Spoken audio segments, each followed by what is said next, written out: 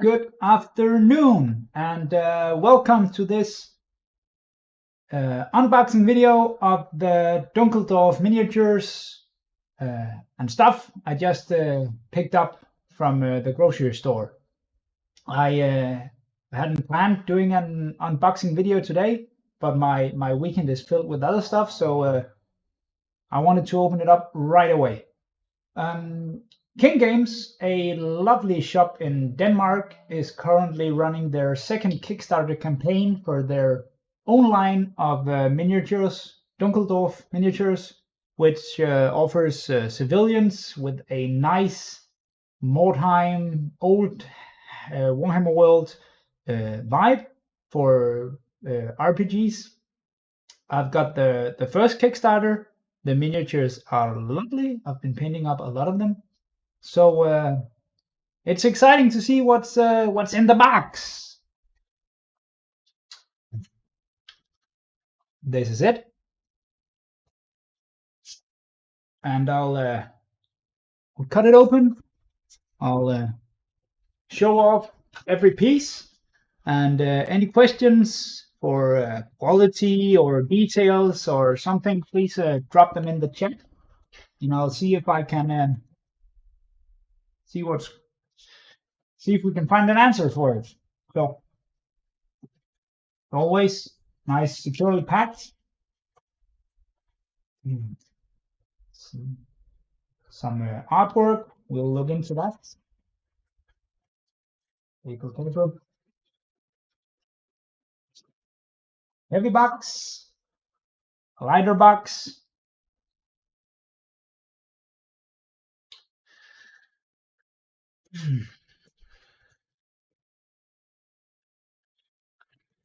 So some few Dunkeldorf stickers. There's actually one of these on my computer from the last Kickstarter. Artwork. So this card, this Kickstarter is all about the Prancing Peacock, the tavern in Dunkeldorf. So this is for all the patrons of the tavern. The imposter trying to get in, a dog, a noble child, a rich guy. These are nice. Do I have a scale shot up against other miniatures? We'll do that. It'll take like 2 seconds to get another miniature. Mutant. Burn him.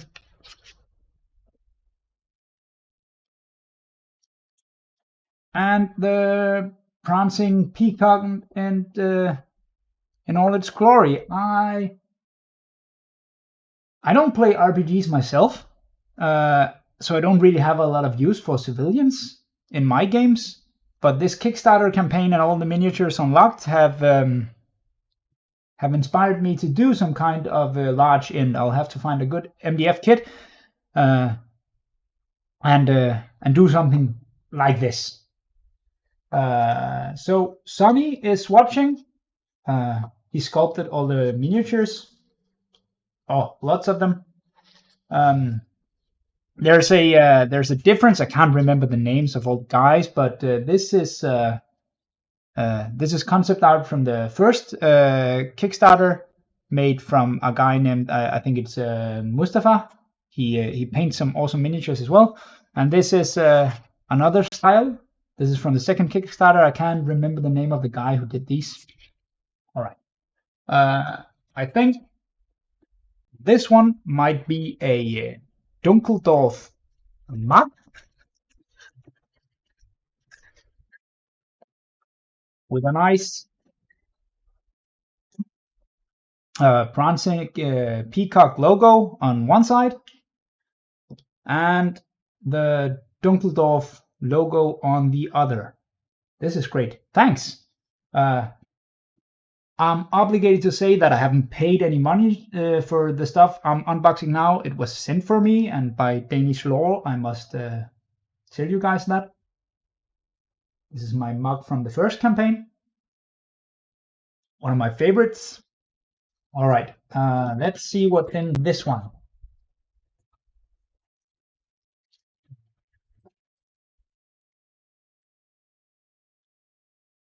One, two, three, four, five, six small bags.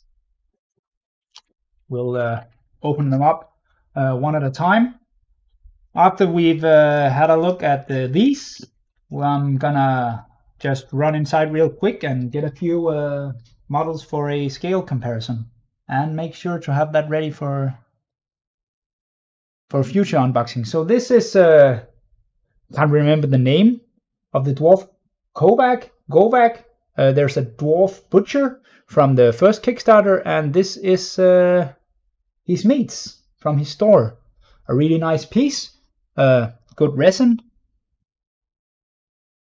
Doesn't seem brittle at all.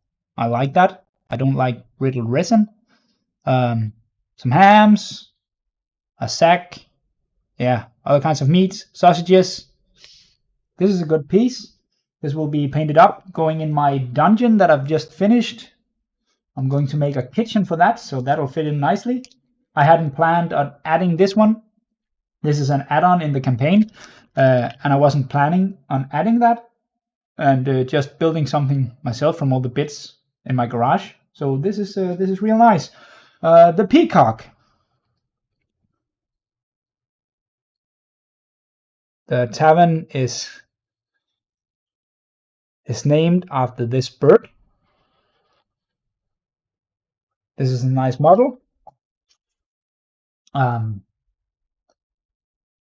don't know what I'm going to use a Peacock model for,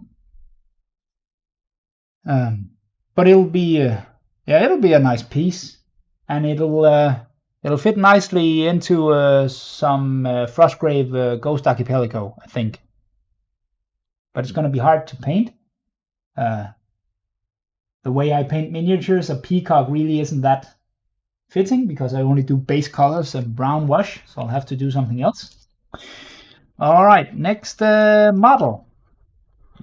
I think these are gonna be metal from the campaign. This is also a resin miniature. I think they'll be metal models. I think he's called Hans the Joyful. Pretty standard looking inn patron. He's going to spill his beer right there. Nice face, happy looking guy. I like that there's not too much detail on these dice. They paint up really nicely because they're not cluttered with the. Some miniatures have too many details because it's too easy for the sculptor to do them when they're working on a computer, I think. I like the simpler models. A scale shot next to one of the. My first impression is this guy looks rather large compared to some of the. He's probably roughly the same size as models from the first campaign. As I mentioned, I really don't know what I'm going to use all the different civilians for, but at some point I think I'll just need to build myself a Blood Bowl stadium. Good little model. And next up is the Mutant. This guy is cool. Really old world looking. He would fit right into Mordheim as part of a possessed warband. He's going to have a hard life in the Warhammer world. He's going to end up on a bonfire at some point. He's a thief. There's a nice little there's a candlestick, candelabra on the back here in his bag, so he's probably stolen that. Tentacles. His face is all messed up. He has a nice Quasimodo from Notre Dame kind of vibe going on in his face. He's seen better days. Same size as the other models.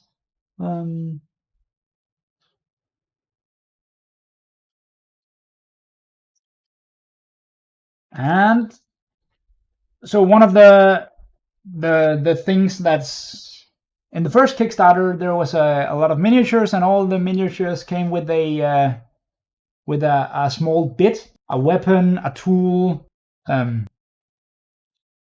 that fitted the character. They've moved away from this in the second Kickstarter, but there's a lot more add-ons with the scatter terrain that will fit into the tavern. This is a nice huge barrel of beer, a good heavy resin piece. Normally, I really don't like using resin pieces for terrain because I have this. It's probably a misconception that they'll break too easily, and this doesn't feel like it'll break at all. It feels like plastic. So I've probably just had some bad experiences with resin. Lots of detailing going on here. Visible wood grain, scars in the wood, and compared to the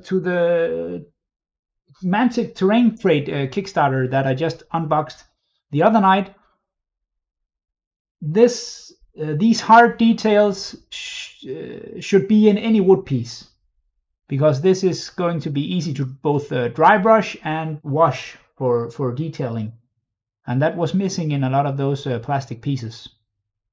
This is going to fit in nicely at my in my kitchen as well.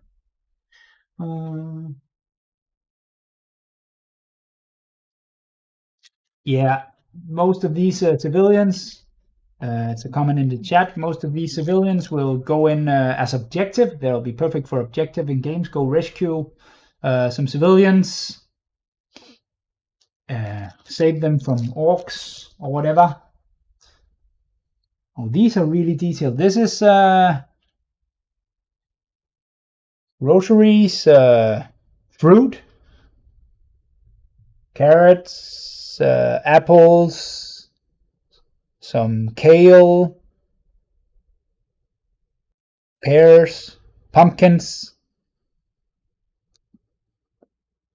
barrel, a crate. Yeah, you can never have enough of this stuff. And I have a lot of crates and barrels and food stuff already painted up from the first Mantic Terrain Crate Kickstarter, but the detail on these are much better, which it should be as a resin piece.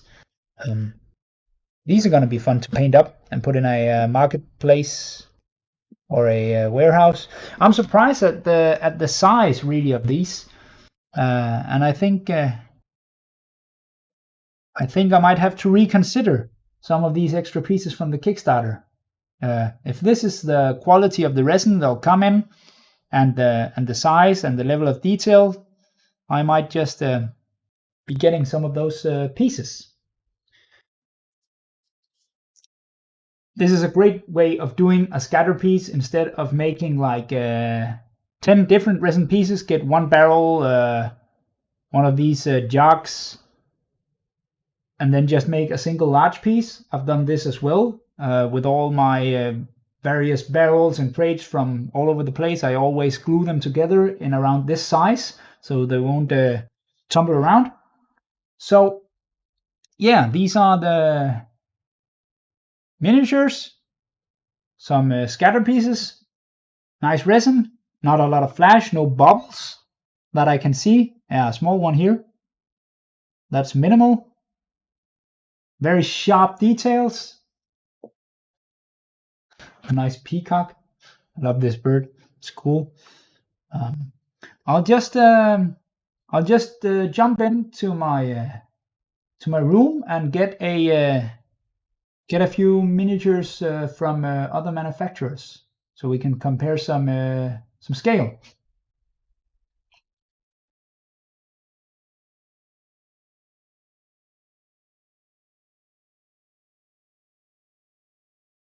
All right, so I just I got a few models from the collection, other fantasy models, and let's compare some sizes. Let's just take these off. All right, so these are some of the models that are from the original Kickstarter. I have Bertha twice. I converted one of them into a militiaman for a Rangers of Shadowdeep warband, and the rat catcher without any conversion work. From a small halfling, from Admiral to miniatures, Games Workshop, Lord of the Rings, Rohan, soldier,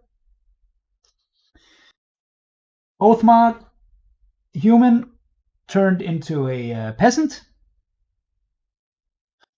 an old Games Workshop Wood Elf Waywatcher that I've converted into a ranger, Reaper Bones, Farmer, Reaper Metal Assassin,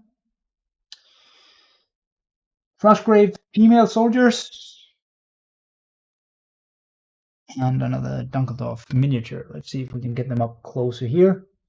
So scales up nicely, don't look out of place.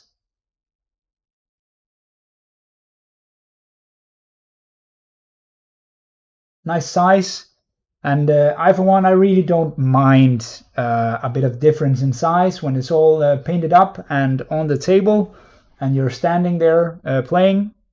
I think the different scales mix and match nicely, really. So yeah, that's cool. This was a nice surprise, a nice box.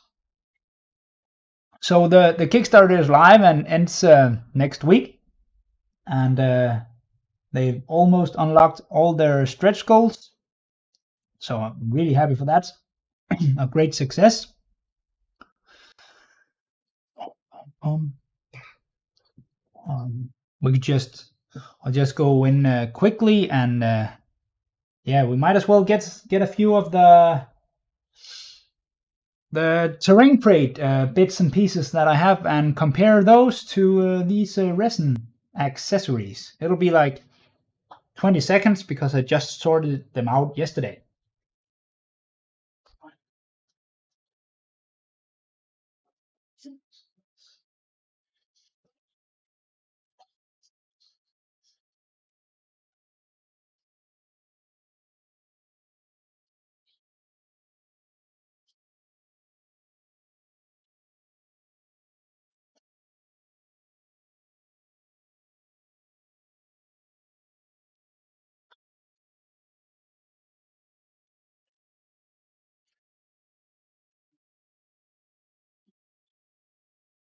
All right, so yeah, talking about that way of doing scatter pieces where they're stacked together from the start, and it's definitely the way to go. This is one I've made myself. These are the super cheap barrels from Renidra that lines up insanely badly. A barrel from Mantic Games Dungeon Saga, and some plaster cast barrel, I don't even know where I have it from, and a small wooden barrel from a craft store. So I glued these together so they will fit neatly on a 1-inch square in any dungeon crawler. This is from the first Mantic Terrain Crate Kickstarter. A bunch of barrels. This is nice one piece. And here's some of the food from that first Terrain Crate Kickstarter, and it's really, I'm not sure if the camera will be able to catch the level of difference in detailing, but this, I think it's grain. It's hard to see how the wash has pulled up, but there's not a lot of texture in the surface, and there's a lot more here in whatever stuff there's in this box right here. The apples and the cabbages here, have a completely flat and rounded surface, whereas in the, I think perhaps it's broccoli and the carrots here, they actually have sculpted detail and textures in them. They look really nice. I'm not sure I would be able to do pieces like that justice. If you're a good painter and you're taking your time, pieces like this will look much better on the tabletop than a piece like this. This is cheaper, you can't break it, and when I'm done with it, these might look like they came out of the same campaign really, because I do flat colors and wash and done. But if you like painting, yeah, these are some excellent pieces to go for. Same goes here for, let's see if we can catch this here in the, to get sharp. So it's all, yeah, you can actually. You can see the grain in the wood here and the chops and how the boards are different lengths, and how the metal bands around the barrels, they're uneven, where it's, I don't know if Sonny is still watching, but if this piece is hand sculpted or done digitally, but this looks digitally sculpted because it's clean and even, and this has more of a hand sculpted feel to it. So I'm really looking forward to getting the stuff. I'm looking forward to expanding my growing fantasy board with a huge coaching in, for no other reason than to play around with the small dolls, paint them up, and put them in there to take some nice photos. Or I should just start playing some RPGs with my kids. Thanks for watching. Please take a moment to jump over to the Kickstarter and have a look. Nana and Nikki, who runs King Games, it's already a success, but they really deserve it. They're hobby heroes. Great project, a great line of miniatures. So if you have a few bucks, go support the Kickstarter. And yeah, see you around. Consider dropping a like, follow, and all that shbangs on some of the social media profiles. See you around. Thanks for watching.